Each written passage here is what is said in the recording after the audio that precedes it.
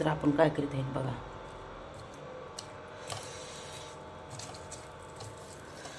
तर आपण बनवित आहेत कप केक.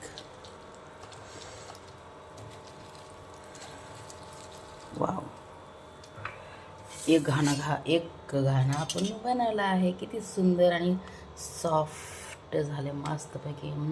यमी.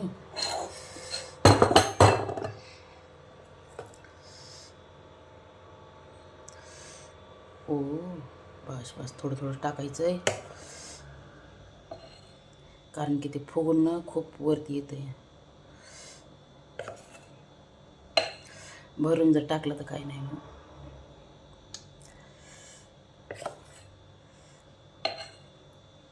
डायरेक्ट वरती येते.